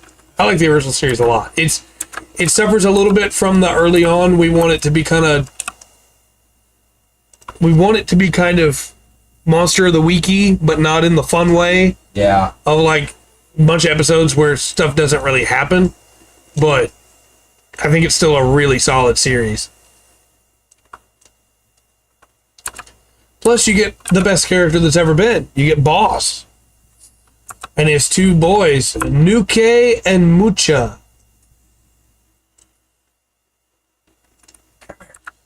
It was during that time where anime went, hey, we're going to make the bully character weird. But he's also, like, got a heart of gold in some ways. Yeah. And then his 2 lackeys are both, like, long, spindly, you know? One of them has buck teeth. One of them has the big swirl hair. You know? But I do like Boss a lot. I wish I liked Sayaka more in the original series. I think she gets a lot better in some of the newer series. But she's kind of just the girl of the team in the original series, you know? Yeah. Which they did that in quite a few Super Robot shows. There's all kinds of... Like, for what it's worth, Go Lion, Voltron, Princess Allura, she was not just the girl. She was a part of that team. She had stuff she was doing. Princess Allura? It gets a little weird when they bring Lotor in and she stops being a character for a couple minutes because she falls in love with him at first sight for no reason. Yeah, but that happens to people. Yeah. Then afterwards, she's a character again. She's great. Yeah, Sayaka's mech does have breast missiles. You know, that can always... That's a bonus. Yeah. The Aphrodite, the Venus, they have breast missiles, and the Mazinger has breast fire.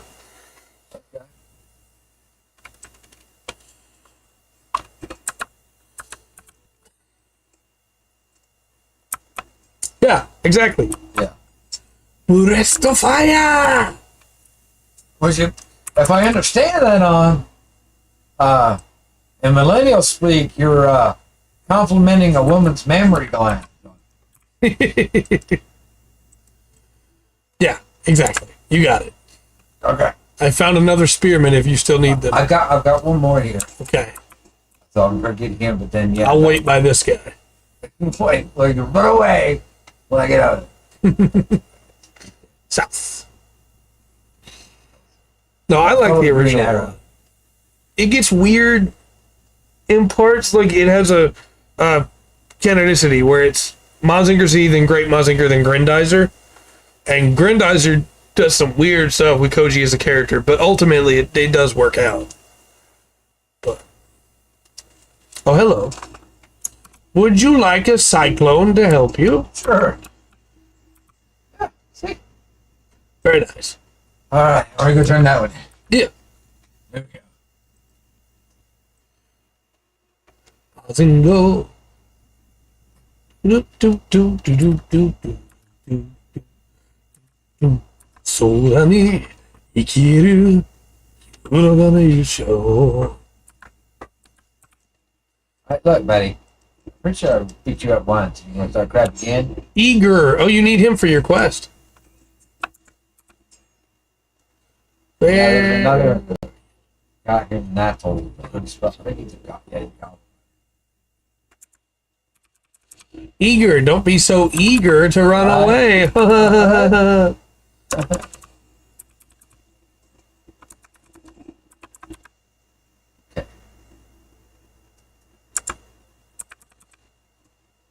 No, it's. I get weirdly. Nagata Musashi for getting. Yeah, absolutely. For all the problems I have with that game, it has me wanting to watch Super Robot anime. I get weirdly elitist with Super Robot Mecha anime, and I have to stop myself, right? Yeah. Because people will be like, oh man, I love Super Robots. It's like, oh yeah, which ones have you seen? Well, I've seen like Brave Burn, and I've seen. Pouncer! I've seen like Gurren Lagann, and I've seen Darling of the Franks. It's like, oh, so you've only seen Super Robot anime from the last 20 years, or the last 10 years, really? Like, yeah. Like, oh, okay, yeah, that's cool. I love Gurren Lagann too. It's great, wonderful, awesome. Have you seen Mazinger Z, Get a Robo, Voltes 5, Righty, I've seen Titan 3, just for like a My second Guy, there, for half a second, I Okay, thought you were going to be like, cool. But, that didn't work out. No need to talk to you anymore. It's like when somebody goes, oh man, I'm a huge anime fan. It's like, oh cool. What anime have you seen? I watched Jujutsu Kaisen. It's like, oh, great. Yeah, it's a cool series. I'm glad you like it. Glad, yeah, or when they go Dragon Ball, it's like, yeah, that's a great series. I love it. It's wonderful. See anything else? No? Oh, okay. Okay. Yeah. Or they go, yeah, I've also seen Avatar. And it's like, yeah, that's a great series. Yeah. Anything else? And I want to clarify that is not aimed at you, Remus, because it's my own personal failing that I have to like pull back on every time. So I'm so glad you're watching Mazinger Z, because I feel like it's kind of like when people go, man, I love Zelda, and they've never played the original. Yeah. Or I love Final Fantasy, and they've never played the original. Yeah. Their feelings are absolutely valid, right? Yeah. But there's always going to be that little part of me that's like, but why haven't you tried the original? If you like it, why haven't you tried the? I know it's different, but it's the start of everything. Why haven't You don't even know where your game comes from. Have I seen all Super Robot Mecha anime? No. I haven't seen them all. I haven't watched Sailor Mirror of the Heavens. Look, I've seen Akira. Leave me alone. I think Ghost Michelle. I've seen it. Yeah, 100%. I love Gundam. I watched Iron Blooded Orphans and Witch from Mercury. It's like, and you're not wrong for saying so. No, you don't love. You're just misspeaking. You don't love Gundam. You love Iron Blooded Orphans. Yeah, and Witch from Mercury. Yeah. That's a different thing. You've never seen the original. Yeah. You've never watched Wing or G, and I'm not saying you have to, but Yeah. and it boggles my mind when people go, yeah, I loved this one thing. I now never need to consume anything else in that genre. Yeah. It's like, but if you love it, why wouldn't you want to see more of the genre? You know, like somebody that says, I love Call of Cthulhu. It's like, oh, cool. What are you going to read the Dunwich Horror? Oh, I'm not. Oh, but what did you like about Call of Cthulhu then that you're not going to read more? If you're, if it's like, hey, I love the aesthetic of it. You like artwork. I'm like, hey, okay. Absolutely. I get it. 100%. Yeah, that was all. So it just, I don't know. I gotta starting shows you really like and just not finish it. See, I think that comes from a different place, though, right? I don't want to finish it because I want the show to exist forever in my head. Yeah, it's go. I do understand that. Yeah. Kamen Rider Drive was that for me. I got to the last 10 episodes of Kamen Rider Drive and went, someone of this main cast is going to die. I don't want that to happen, and I waited 6 months. Okay, when I came back, I still love them just as much. Look, there I have one that's... for sure. There's a couple that's happened to me. It's like, this is so terrible. Yeah. I'm not going to sit here and be insulted. Right. But watching this. And then you finish Victory Gundam anyway. Yeah. Oh. But, Sorry, so, I guess we were around 91. Anyway, I read Stephen King's Gunslinger. Yeah. And the whole series wasn't out at that time, but there was, I think at least 4 of them were. Yeah. 4 in the series, The Drawing of the Three, Wizard and Glass. Anyway, so I read listen to. That's fair. Yeah. And that counts in my mind if you'll at least listen to the story, you know. Audible is a thing. Yeah, that counts in my mind. Books on tape have been a thing for. Oh, yeah. That's how I listen to the entirety of the Lou L'Amour collection. Right. There you go. No, but I read Drawing of the Three, which got a great opening, classic, like starting line. The Man in Black fled across. The Man in Black fled across the desert, and the gunslinger followed. Yeah. I'd say it's a great opening line. Goes in there. That book is fantastic. I'm going into, and I get my hands on the Drawing of the Three. There was no internet. Yeah. I had to go to these things called libraries. I need tied to my belt, such was the style. No, but I got the second book, and I'm reading the second book. Spoilers for the books, because I don't think anybody reads anymore. So I'm not worried about it. No, but so Zeno's Beach, he's passed out, he's sick. The main character is.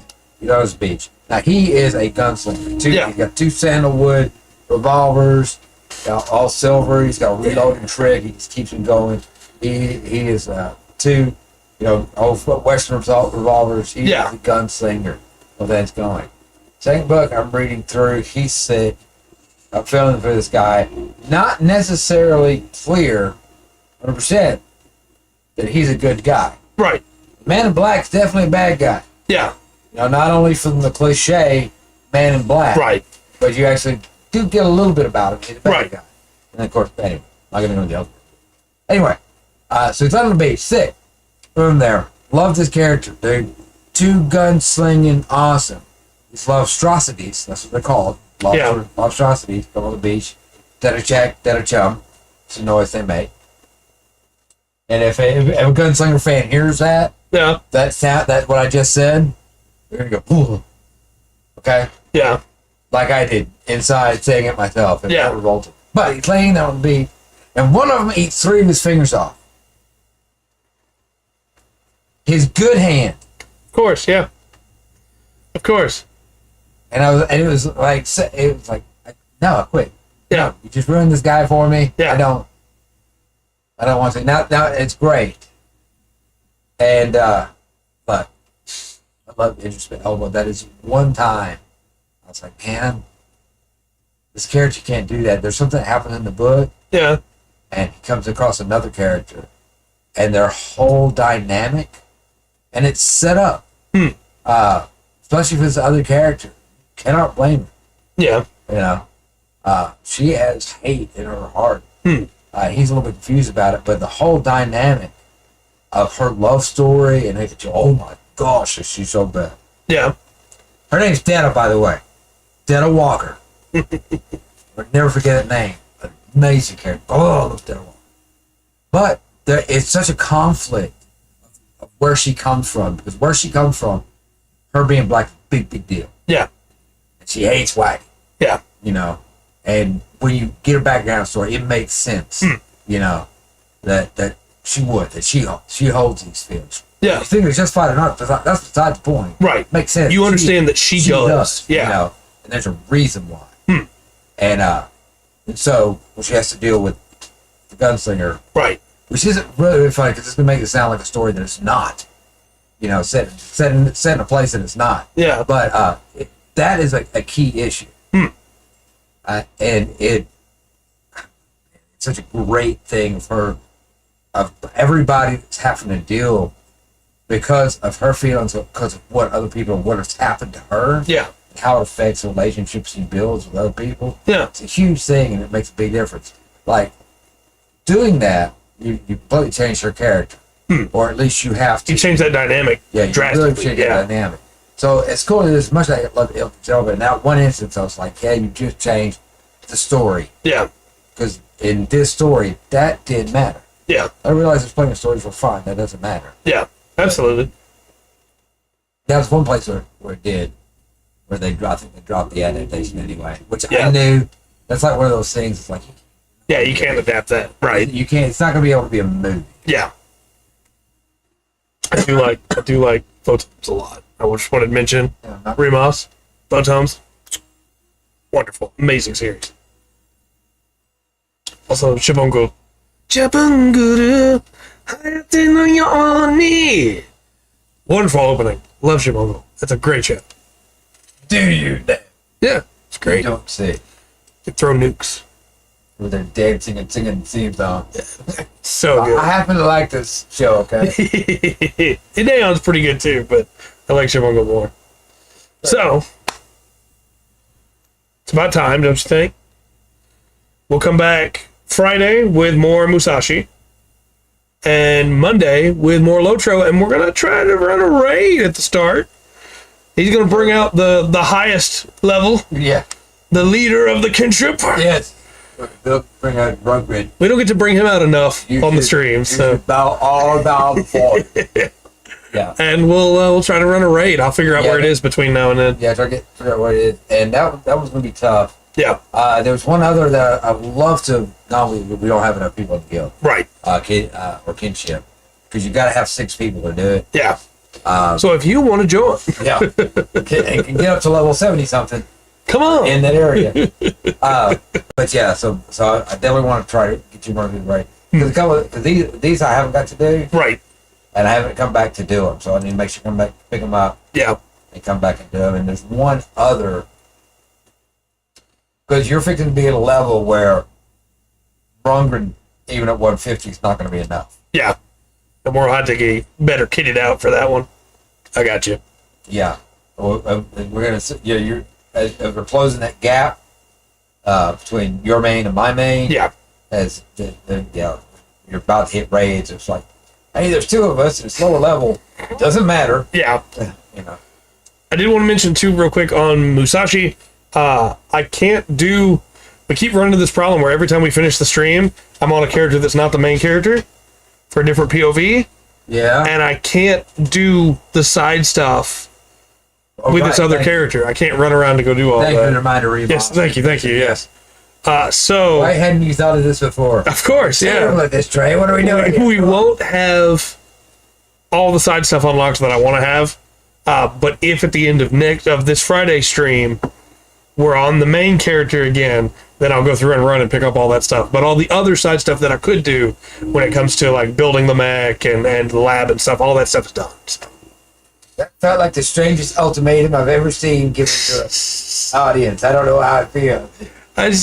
Man, I want to love that game. I really do. I love playing that game, but man, the side stuff. Too much? Yeah, it's just go around and collect all this stuff around the map, and then oh, you can't go to that spot right now. Come back later in the story. It's like, look, man, I'm on a schedule here. I need access to all of this, please. So. I hate. That was always one of the things like bothers me. It's like, hey, we're giving you an open world game. Yeah. We're gonna get an open world. Could just be open world. Go anywhere. Yeah. You go anywhere.